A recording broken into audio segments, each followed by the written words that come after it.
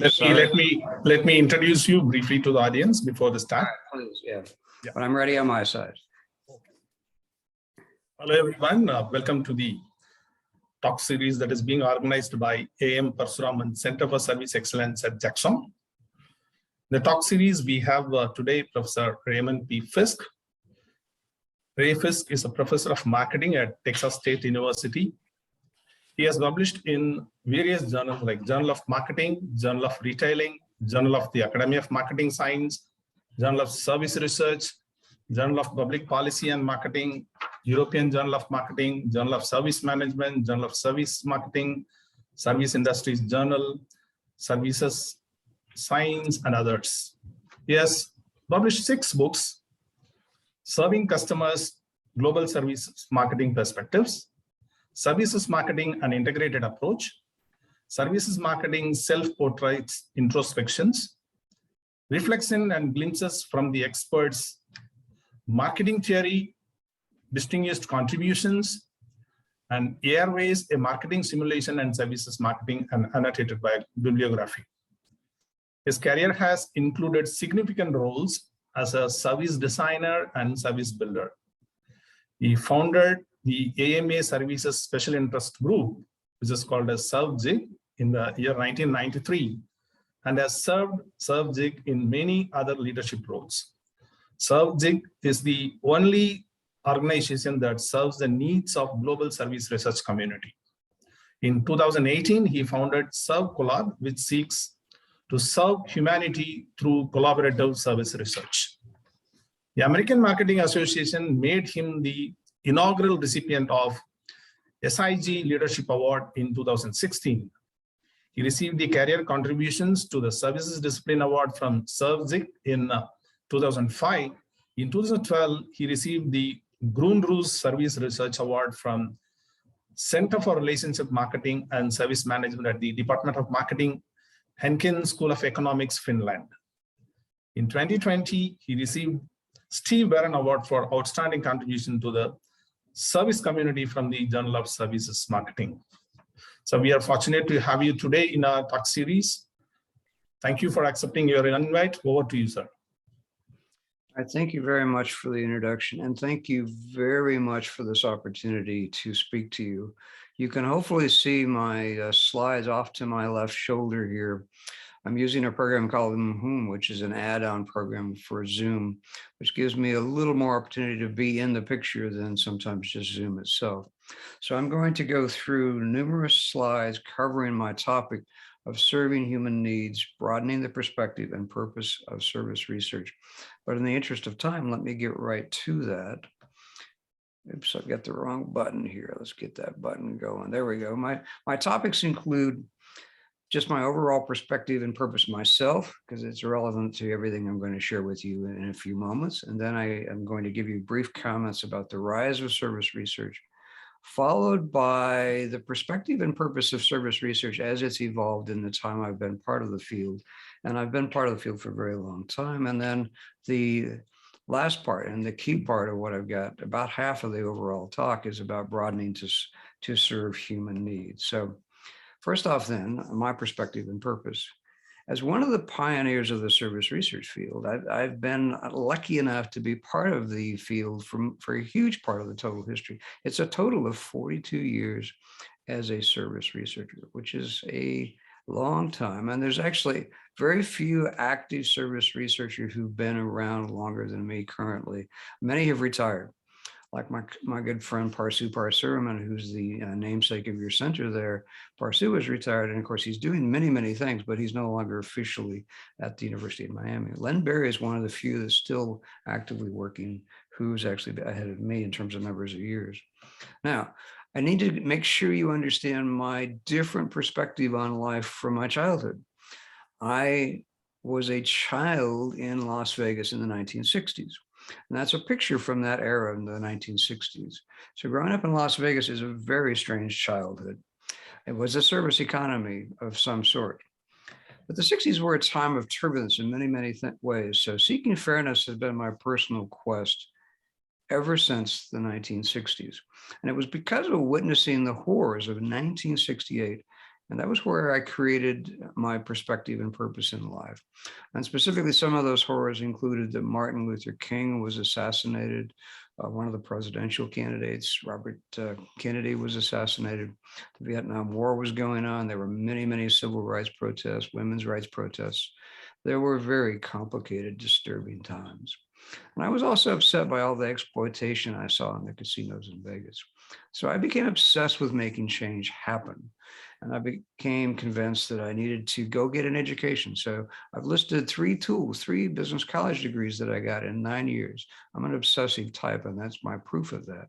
I went to Arizona State University and finished 9 years later with a marketing PhD at Arizona State. And in my research since 1980, I've been involved in service research in many ways, specifically service history, service theater, which I got into very recently into my career too. Service design I've been doing in this century, and serving humans I've been doing in this century. And then I need to emphasize the leadership that you've already been hearing about in the introduction.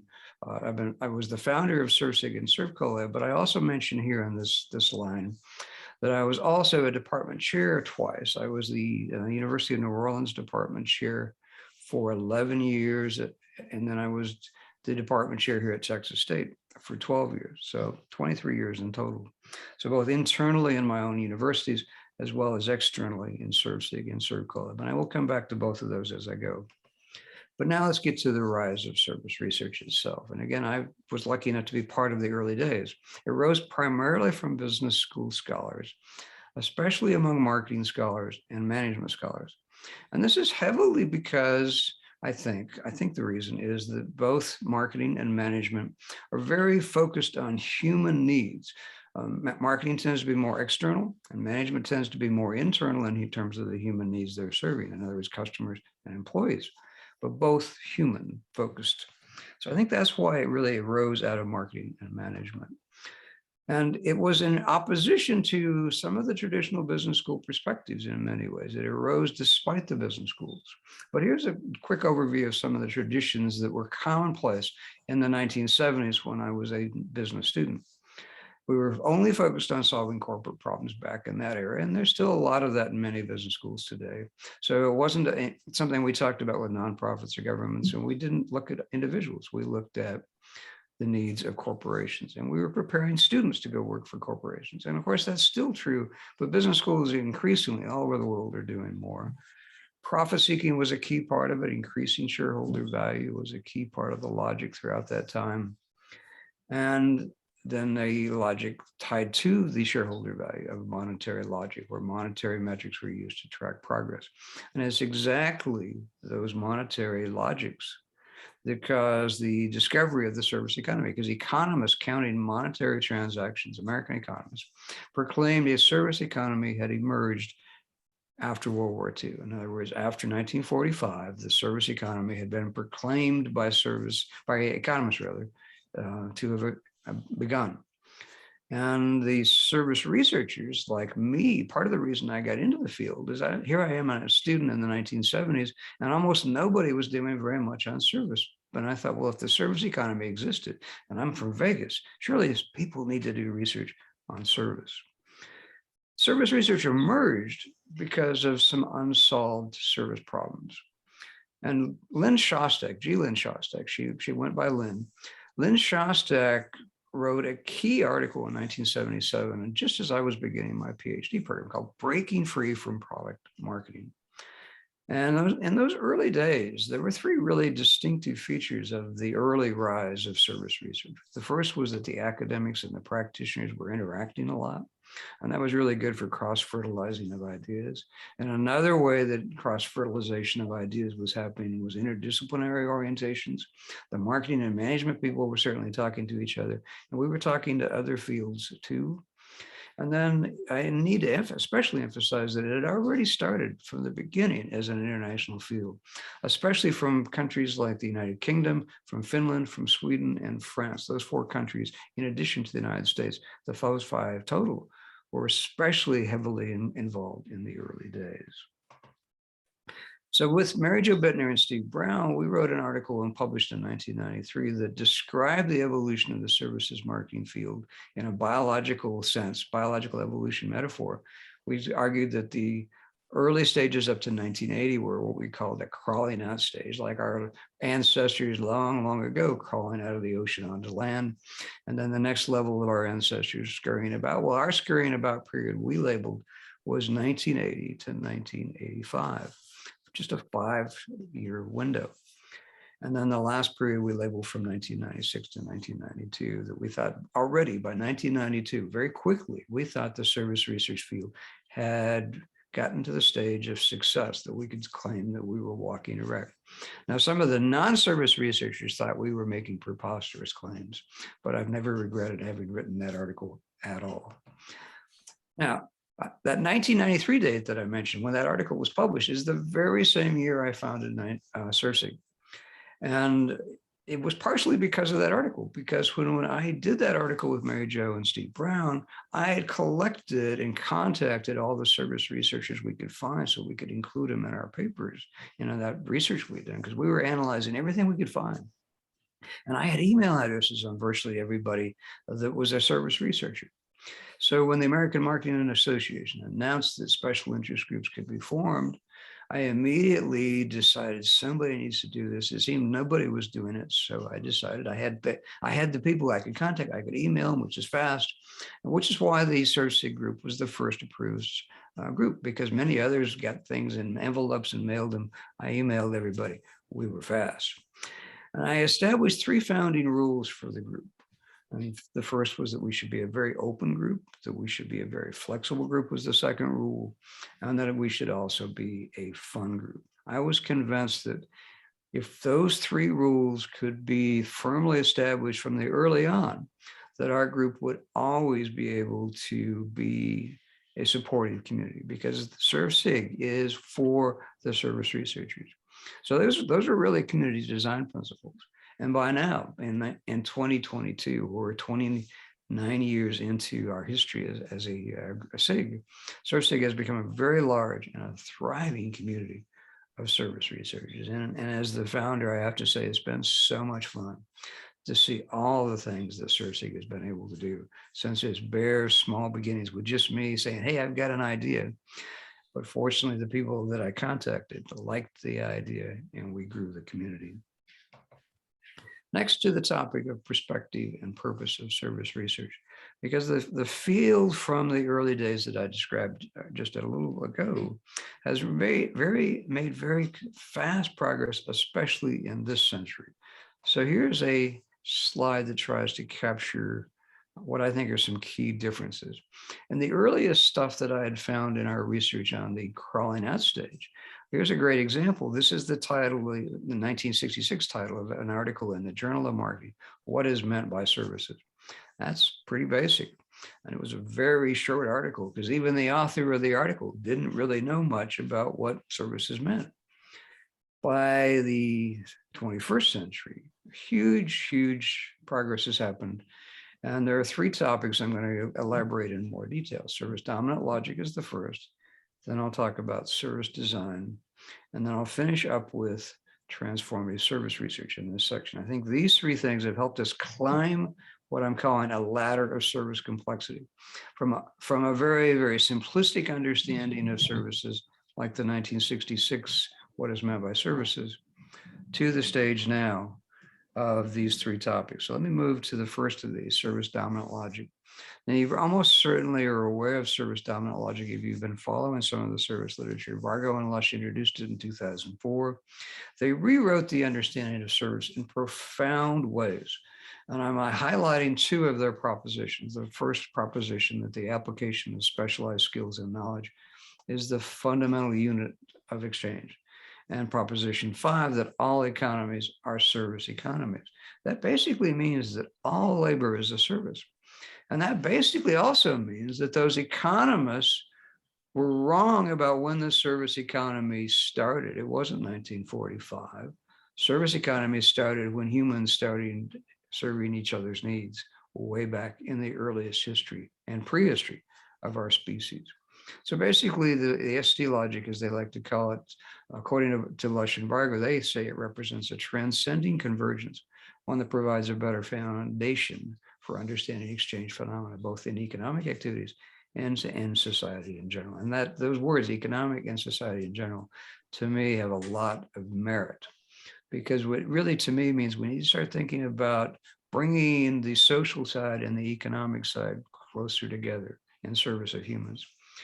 And the last point there on this slide is that ST logic helps us explore the economics and social physics of service systems. And a huge number of researchers have been doing that. ST logic has inspired a lot of research.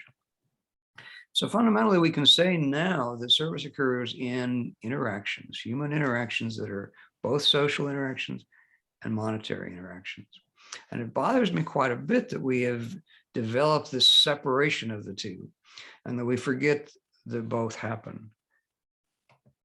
And I'm going to come back to that point in a little bit. But I think we need a serving humans logic. Service dominant logic has one key thing it can't do, and it's an important thing. It can only explain mutually beneficial exchange.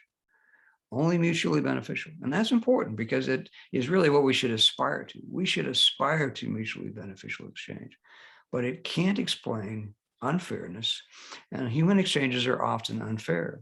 And the roles of dominance and submission are essential contexts for most service exchanges across our written histories. We really need to repair many human service interactions. We desperately need, in many cases, to repair them. So let me elaborate a little bit more on inequality in service systems. There are some people who think that inequality is just human nature and it'll always be with us. I don't believe that. I think inequality is not a flaw in our human nature. I think inequality is a flaw in the design of our service systems. I think inequality has a long history, has a very long history in service systems. And I list off several here: the systems of patriarchy, of aristocracies, of emperors, slavery, feudalism, and colonialism were all designed for inequality. The assumption was that some people dominated other people. In all of those examples I just listed, somebody dominates somebody else. We need to design for fairness instead. And that is, I think, the heart of trying to deal with inequality. If we try from the beginning to design for fairness. So that gets me to service design then. Service design is a collaborative approach to designing for and with people. And here's a quote from Herbert Simon from way back in 1969, one of the first people to really start writing about business design. It basically says to design is to devise courses of action aimed at changing existing situations into preferred ones. That's a very basic definition, and it can apply to all kinds of contexts. But I like it because it's so basic. And service design, if we do it right, has to be very human-centered. We need to understand customers. We need to understand actors. We need to understand their contexts. And we need to translate that understanding into orchestrating the different service design elements so that we design things in a way that work for humans. And I'll come back to design a little bit later in my talk as well. But I've got one more, as I promised, and that's transformative service research for this section. And transformative research is a call for service research that advocates for the personal and collective well-being of consumers, citizens, and the entire global ecosystem. And TSR focuses the purpose of service research on reducing human suffering and improving well-being. Now that set of terms, reducing suffering and improving well-being, is a profound and key part of transformative service research. You'll note that I flagged sources there at the bottom. I participated in the first one, and I'll come back to that shortly. And then the last one, Linda Nasser, one of my colleagues, participated with me on the other one. But I need to wrap up this section with a power of perspective slide. Perspective is how our species has made major progress by changing our perspective.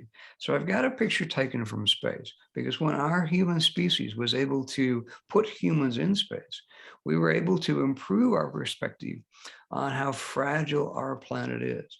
And you can see that there's an object out there that at first glance might have seemed like Earth, but it can't be Earth. Well, that's actually the moon. The picture is taken from space looking down on the curvature of the Earth and that thin line of atmosphere that supports all life on planet Earth.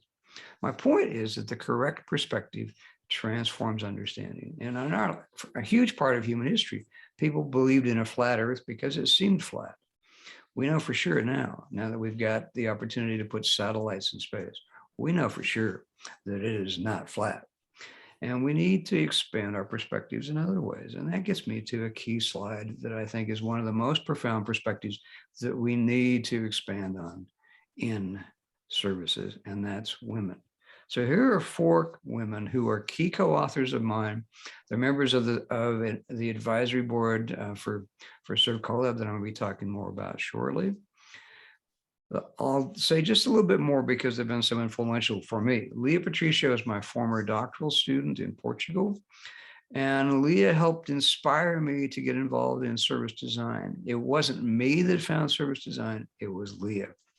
And Laurie Anderson and Amy Ostrom asked me to participate in transformative service research. It wasn't my idea, it was their idea, and I'm very grateful that they asked me to participate. And Linda Alkire is my colleague. She was also Linda Nasser. She's now married and in fact a mother. And Linda Alkire asked me to hire her at Texas State, and we've quickly become co-authors on many, many projects. She's now been here at Texas State since 2016. Each of these women has been a key participant in my own thinking and my own research, but I need to emphasize the broader point. Patriarchy of systems where women aren't included, I think, is the biggest obstacle to fairness. The more women that have become involved in higher education by getting the education to get to where these 4 ladies have become professors, the better I think our systems can be, because we need both of the genders, male and female genders, to understand human needs. We can't do it with just men. We couldn't do it with just women for that matter. So that gets me to broadening to serve human needs, my 4th topic, my final topic. And this is really where my entire career has been taking me. So I summarize my perspective and purpose as seeking fairness. So that's why I'm trying to broaden and serve human needs now that I'm 42 years into my academic journey. I think elevating the purpose of service research is what we need to do in service research. And the question I've asked here on the slide is, are we servants of industry or are we guides for humanity? I don't like the word servants. It's one of the roots of the word service, but the word servant in most cultures means that the person who is a servant is in a diminished role and a subordinate role, and they're serving someone who is in a powerful position above them. I really don't think that's what any of us should be. I don't think that dominance and submission will help our future. We need to find ways of coming together as a species and finding ways to collaborate. So I think our service research community can help be guides for humanity. So I think we need to elevate our thinking. I think if we do, we could maybe answer some of the questions I have here. I've got 4 questions. What if life on Earth was open, flexible, and fun? And you'll recognize open, flexible, and fun from the design principles that I picked for ServCollab.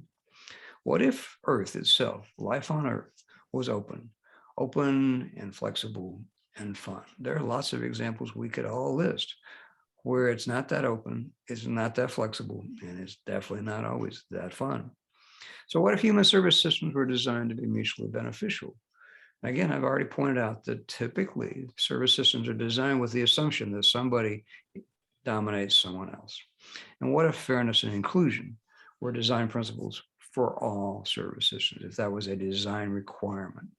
So the last question then is, what if co-creation of value was a moral and legal requirement for every service system? And co-creation of value is really what I meant when I was talking about men and women, the 2 biologically necessary parts of our species. We need women and men both for our species to continue.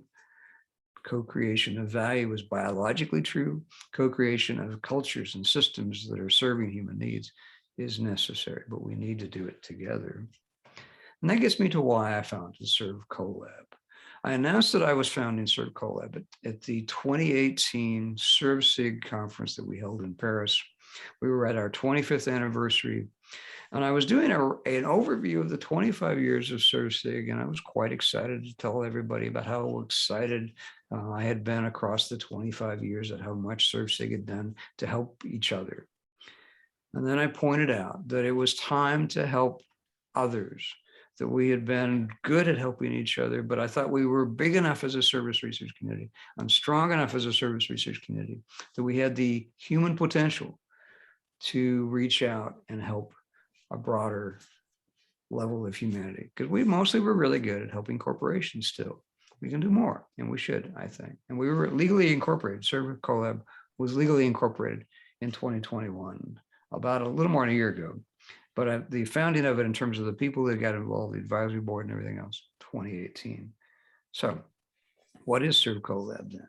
Our name is a contraction of serving humanity through collaboration. So ServCollab. And ServCollab is a service research collaborative for diagnosing and treating humanity's service system problems. And it's based on transformative service research. That's probably fairly obvious already to you. But if I had not been involved in transformative research, it would have perhaps not been as obvious to me that something like ServCollab was needed. Fortunately, Laurie Anderson and Amy Ostrom invited me to be part of that group. And I should note that Laurie and I have known each other since 1978. So she knew what I was obsessed with. She knew that she wanted me to be part of the group. And that's why, again, I have such great respect for the women I've been able to work with. Here's a quick overview of my serving humans research journey in terms of how I got to deciding to do what I've been doing in this a little more than 10 years. So in 2009, I wrote an article on customer liberation, a solo article, and you probably will recall that in 2008, there was a financial crisis that affected a large part of the world. And I had dealt with some challenges on a more personal, family-related level when I was at the University of New Orleans. Hurricane Katrina hit in 2005, and my wife and I were living in New Orleans at the time, of course, and I left New Orleans because of Hurricane Katrina. So the disaster experience of Hurricane Katrina and then the financial disaster on top of that really started pushing me to even work harder to try to help humans than I had even done before. I felt like I'm not doing enough. I need to do more. So that's where, by great good fortune, Amy and Laurie asked me to be part of the Transformative Consumer Research, some of the foundation service research, foundation articles. There are many other things that have been written on transformative service research later. And in fact, one of them, I led a group, including Amy and Laurie, on billions of impoverished people who deserve to be served. That was in 2016.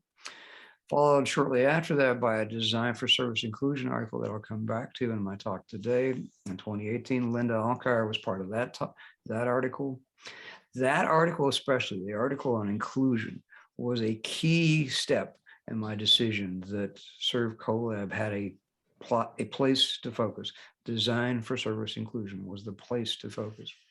And then I got even more excited as a result. I announced the ServCollab founding in 2018. And now I've got 4 articles up in the top, 2 about refugees, and I don't have time to talk about refugees today, but Linda Alkire and I did one, followed by one in 2021 that was just recently published. And I'll come to that just momentarily later. But the last 2 I'm going to talk about briefly is systemic social innovation. I'll touch on that, but I'm going to focus mostly on elevating human experience, because that was an article we wrote about ServCollab too, because as my advisory board was working with me to decide what should we say about ServCollab's goals, we decided that elevating human experience was the only right goal, that we should focus on elevating human experience. So let me elaborate more on what we mean by elevating human experience. So this slide basically looks at human experience and social roles. Now I'm going to start in the bottom left corner of this slide, right up here in the bottom left corner, and look at the public experiences that we in business schools tend to study. In marketing, we tend to study customer experiences, and there's a lot of research on customer experience. In management, they tend to look at employee experience, and again, a lot of literature. Those are public experiences. Those are, looking to the right on my slide, those are mostly monetary interactions. People work and get paid as employees. Customers pay as customers. So those are monetized experiences. But I've put private experiences above those public ones because we are private people first. And the private experiences include two kinds: the family roles, where parents, children, grandparents, and extended family members. And we all know that children are born into families. Families are actually the first service system. And then there are friends roles that are very important too: close friendships and social friendships. Those are private experiences. They are important, very important to every human being, but they're mostly non-monetary. Firstly, no money would transfer members. And if it was to help somebody that needed money, but it wouldn't be the basis of the friendship. We don't pay friends, and friends don't pay us. Friends help each other in whatever way they can. Family members help each other in whatever way they can. But we expect monetary transactions on the public side. But both those monetary and non-monetary interactions, all those combined are the human experience. So we've to me, gotten too obsessed with separating them when we need to remember that the whole human experience is a combination of all of those things. So a person in their day can be an employee, be a customer, have private experiences, and most of us have all of those things every day, that we have multiple experiences. Very common for most of us, especially if we have a job of some kind, etc. So we should think about humans more broadly, and that's the elevating idea there. But let me give you one more way of looking at human experience in a broad sense. This is a system sort of a model. It's 3 nested systems levels of human experience. And each of these levels is a unique service zone. And the service zones interact. Let me start at the bottom of these circles with personal experience. At the micro level, we each have personal experiences that are internal to our own bodies. So if someone feels thirsty or feels hungry, those are internal personal experiences. And of course, there are many others. We all start with that. We know that. But then there's a social experience level, which is why I've got an icon. There's 2 actually humanoid icons in the meso level. Social experiences are essential to our species because we are a social species. And then there's the external experience that we live on planet Earth. So we humans are interacting with the environment, which is why I've got a mountain icon on this slide. In the middle of that social experience is the shared experience level that is the greatest challenge. The social experience is the greatest challenge because we don't always agree on what we're experiencing. We have tremendous challenges as a species and always have. And those dominance and submission activities that I talked about earlier, they happen in social experience where someone figures out a way to dominate someone else. So fixing service problems, the focus needs to be on finding ways to help transform social experience. Now, I'm including economic in there, by the way, because this is the way the social scientists would say it. Technically, economics is a social science anyway. So now, how can we transform service research? I think we need to expand from customer satisfaction to human well-being. And that really was what TSR was doing. So that was a key part of what they were doing.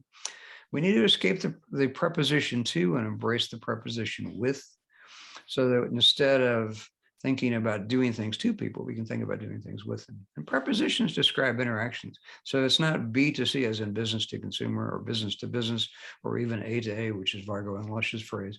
I think it should be humans with humans, humans working with humans.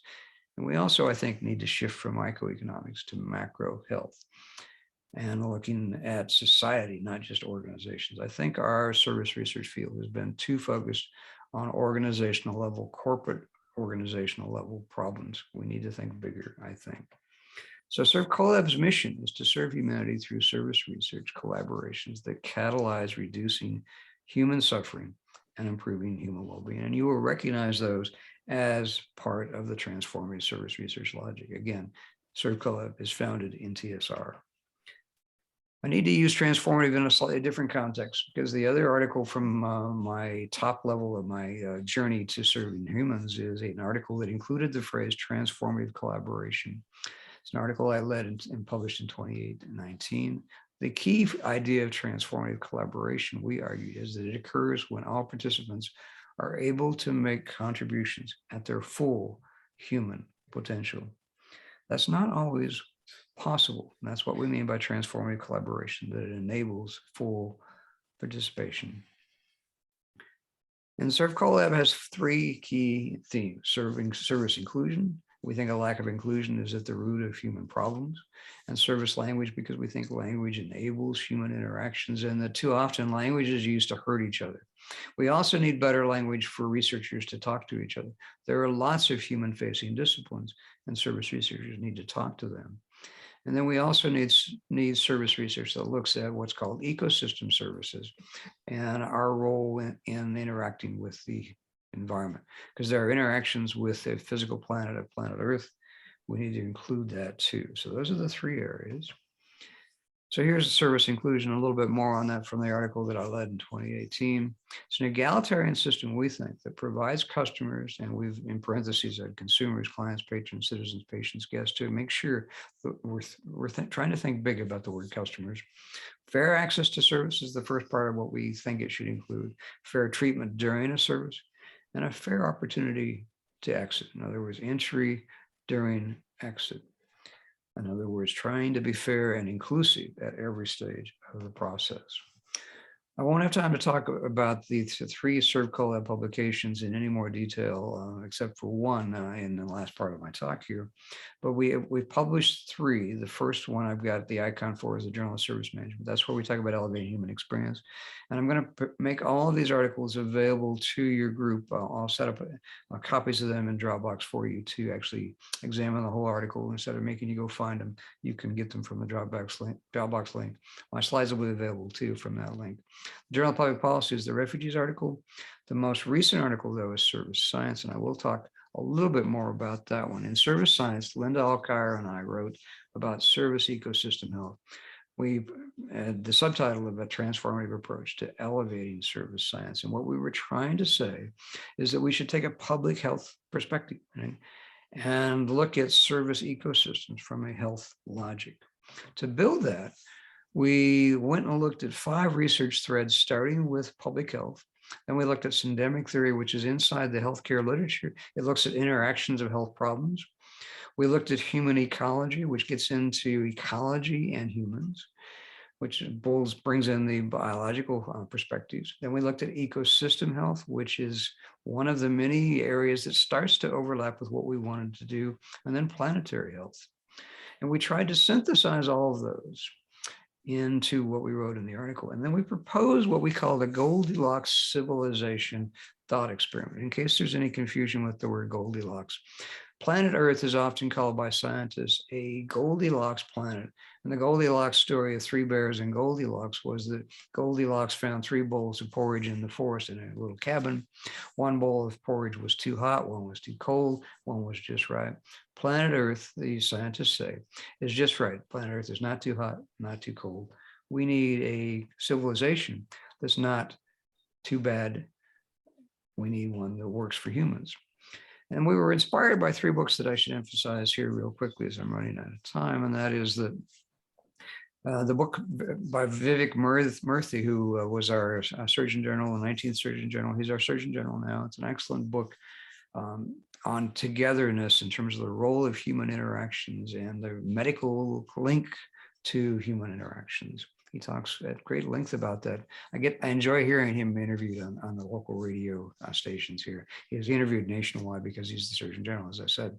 Humankind, in case you ever find yourself being pessimistic about humans, I recommend the book Humankind to you. Both of those 2 books are from 2020. Humankind is an optimistic history.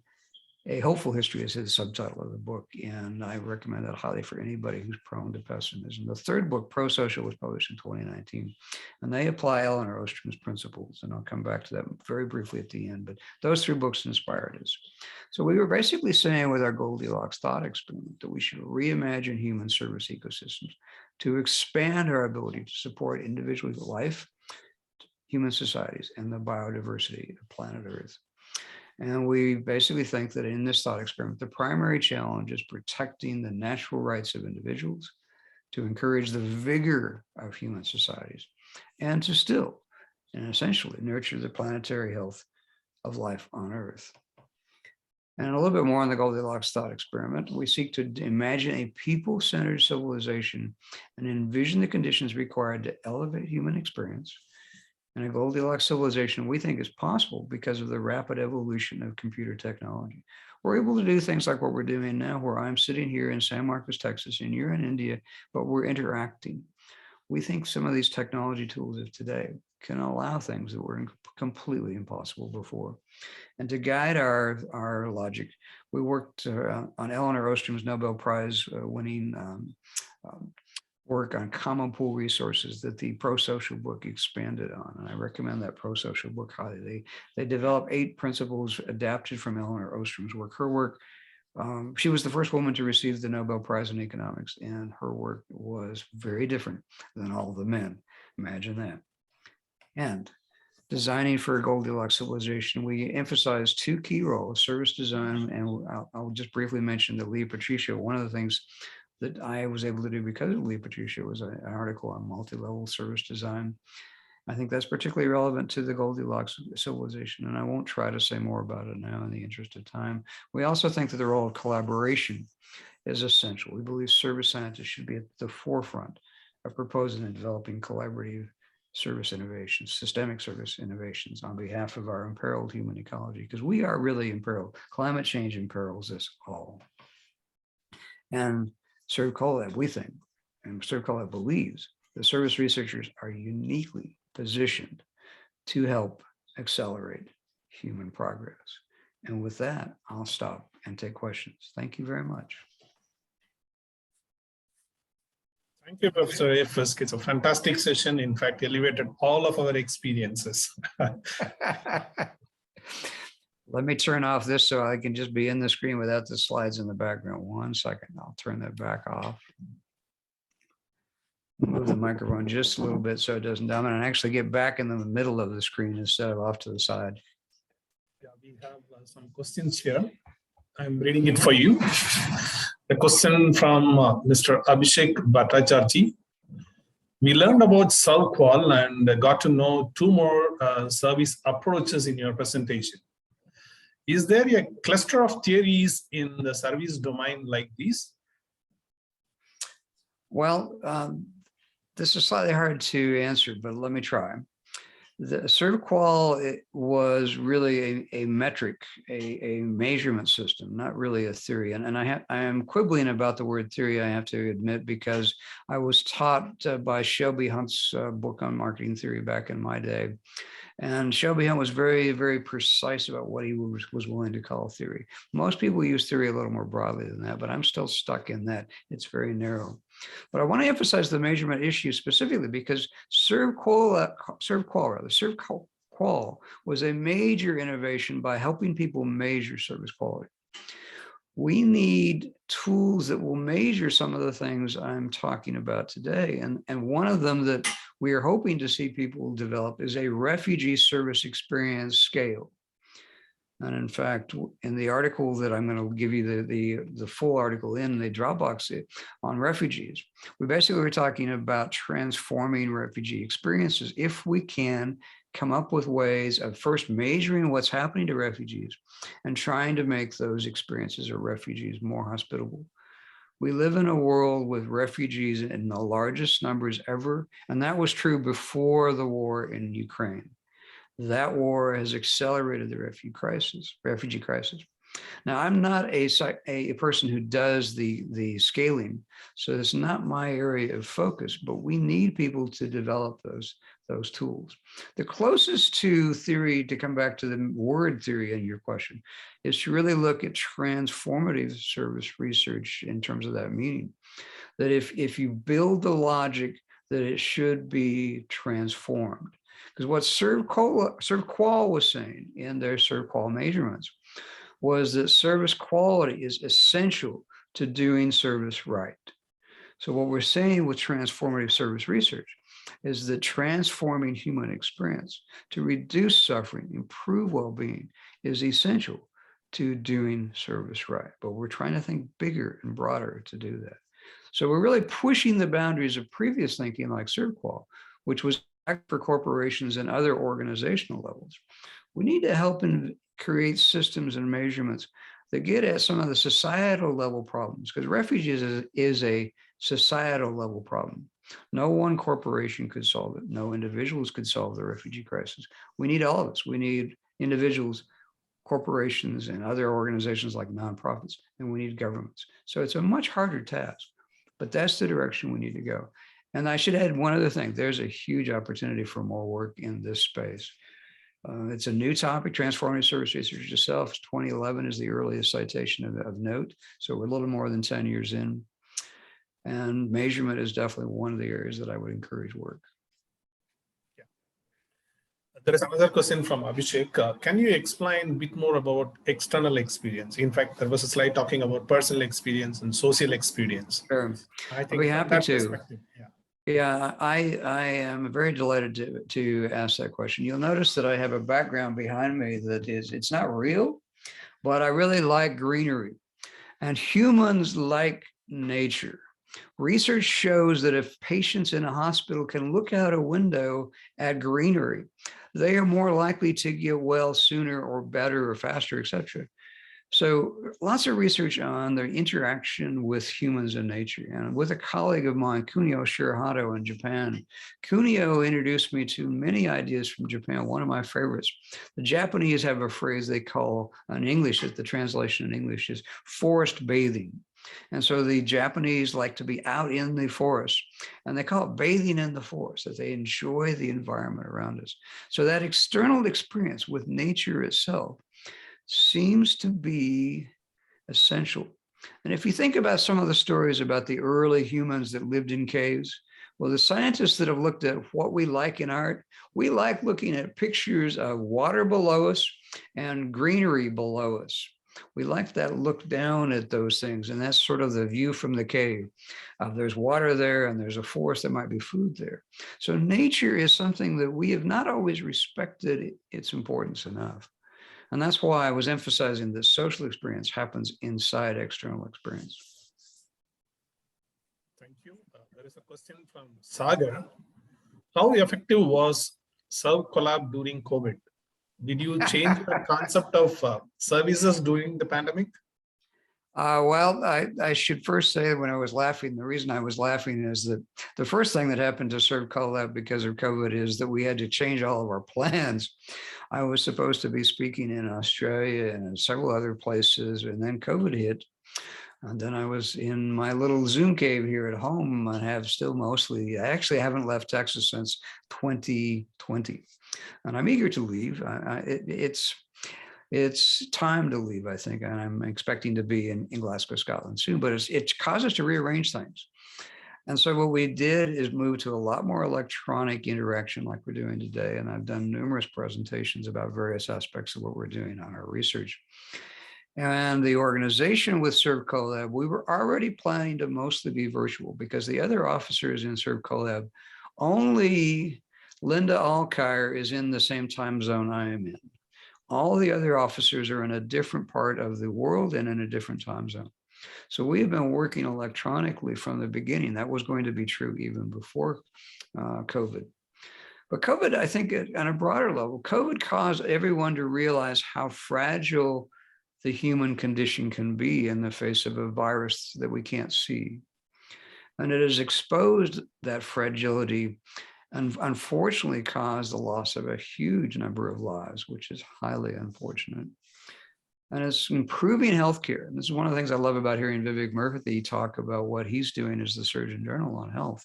He's the right kind of a healthcare scientist for the times, that he's very aware that humans need to be together, but they need to be together carefully to protect each other from the virus. So COVID is actually, the key thing I think it has done is it has reminded us in the ServCollab group that I've been working with, reminded us of the importance of human interaction, because fundamentally COVID disrupted the normal face-to-face, hand-to-hand, hello, how are you, pat on the back, shaking of hands that we prefer if we have a choice. It reminded us of how important that is. And I think that lesson is something the world won't forget. And as soon as it's much safer, I expect that there will be lots more human gatherings with a lot more people in large crowds. And there will be an exuberance and excitement to that we haven't seen for a few years, and that'll be great. And I should mention that the war in Ukraine has done similar things to us. That is, has caused the world to see the fragility of the world when one country is invaded by another country. War is one of the most destructive things humans have ever invented. Everyone knows that. And in fact, it's typically a lose-lose situation. Both the country that is being invaded and the country that is invading both lose in various ways. It's just a question of how bad everybody loses. What I love about the notion of mutual collaboration or transformative collaboration is that working together can get us out of so many problems. We've seen the European Union working on some of the issues tied to Ukraine. And on one more thing that the world needs to work together on, climate change. We as a species are doing so far not a very good job of working on climate change. And the only way to get out of the climate change problems we have is to work together, because without that, the temperatures will continue to rise. We will see more famines, more floods, more severe droughts, more situations where cities become unlivable. I mentioned Vegas from my childhood. Vegas is increasingly becoming a city that people probably shouldn't want to live in. And I spent 9 years in Phoenix. That's another city that people probably shouldn't want to live in 10 more years' time. We have a lot of hard work to do. So ServCollab has experienced the greater sense of need, but it's also at first slowed us down because we were early on and we were planning on having a lot of face-to-face stuff. And then we had to throw it away and move to more electronic stuff. So if time permits, I think I can take one more question. How do you see the role of automation processes and technologies like MI, AI, VR, AR in service research area? I would like to add one more issue to that question from my side. Sure. You are talking about human experiences, how this technologies is changing the human experiences. Definitely, yes. And I'll try to cover all of that ground. And let me start with just the broad point about technology. Technology, as humans invent it, enables levels of progress that are essential to what we call progress. The invention of writing is a technology. The invention of cities is actually a service system technologies. And in our modern era, as we've gone from systems that weren't digital to systems that are digital, in our computer era and satellites and all of these very modern things, it is changing the way humans interact like we're doing today. And my only real concern about technology, where I'm a little worried about some of the trends, is that sometimes these technologies are used to exploit people. That's what I was seeing in Las Vegas. When I was a child, I was watching people play slot machines. And the slot machines were the worst game because the machine was designed so that the house took most of the money. It was designed for that. And there are artificial intelligence programs that seem to have, when they look at face identification, they seem to have biases built in by the designers. So there are ways that technology could hurt us if we're not careful. But I am profoundly a technology optimist. I believe the technology is essential to human success. Technology is the only way we get out of this climate crisis. It's the only way we do it. And it's the way for us to do some things we could never do before, like today. We couldn't have done this before we had video conferencing. And I didn't mention that in 1984, I led a group called the Marketing Teleconference Consortium. And we were a group of 10 universities, and we were doing live satellite video with each other. And those satellite dishes were huge. Most universities couldn't afford one. So the technology was too expensive. So as technology costs come down, the potential for more humans to use the technology goes up dramatically. And digital inclusion is one of the research themes I'm on right now with several co-authors. We're working on the idea of trying to include our entire species with access to and knowing how to use digital inclusion, like a cell phone and like computer technology. If we can include more humans, the potential for that collaboration will be truly fun to see. Again, I'm an optimist about it, but there are some dangers. Thank you. With your permission, can I take one more question? Sure. One last question. I'm your guest, so tell me what you want. Thank you. Because this is an interesting question. I don't want to miss it. You talked about the need to move from customer satisfaction agenda to human well-being agenda in service research. Isn't human well-being a part and parcel of customer satisfaction? Oh, yes, definitely. Definitely. I agree completely with what you just said. With the question the person asked what was saying. My dissertation was on customer satisfaction. And if you think back to my comment about seeking fairness, well, satisfaction was my first point of start because that was what was in the literature. There was a lot of satisfaction literature at the time. So satisfaction is embedded as part of the bigger topic of well-being. And this is where humans are so complex and it's so hard to do human services right. Satisfaction is not enough. There is more. And in fact, one of the problems is that it's easy to be sort of satisfied with the existing circumstances that people are in, not knowing that there's better. To me, enabling people to see and imagine better systems changes the perspective. And so satisfaction will always be part of what we think, but we need to go beyond satisfaction. We need to look at things like delight, and there's been a lot of research on delight. There are a lot of other emotions that are also important too. One of the emotions we need to pay more attention to, for example, is empathy. We need to help empathy be part of the human experience for each other. We need to build our empathy in caring for each other. But definitely, I agree completely. Satisfaction is embedded in all of us. We would know if we're satisfied or unsatisfied. But I view satisfaction as sort of a minimum goal. I'm trying to go above satisfaction. I'm always trying to elevate things. Thank you. With that, we are coming to the end of this session. Thank you, Professor Ray Fisk, for sharing your wonderful research experience, 42 years of research experience. In fact, you made us to look the services from a different perspective. So whatever we thought about services earlier, today we are trying to see that from the human perspective. You brought us that, that orientation through this session to us. The service human logic, like service dominant logic, the service human logic is missing. You have brought in and you have, given us the orientation towards that. And as you rightly mentioned, in a service environment, the service receiver has the dominance. Service provider, is submissive always. Your idea about the service inclusive designs is really interesting. I hope it will be very, very helpful for researchers from the Indian context to think how to move forward the research in this direction.